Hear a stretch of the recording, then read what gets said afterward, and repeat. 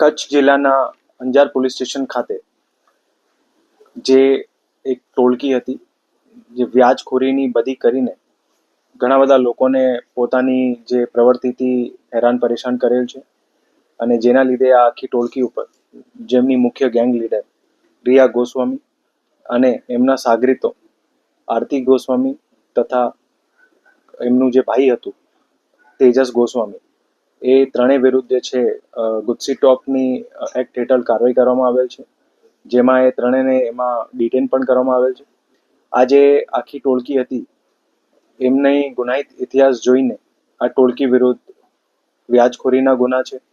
એક્સટોર્શનના ગુના છે, મારામારી, સુસાઇડ કરવાની પ્રેરિત કરવા માટેના અને ઇન જનરલ લોકોને ધમકી આપીને પોતાની કામગીરી કરાવવાના. આ આખી ટોળકી જે છે ઘણા ટાઈમથી અંજાર તથા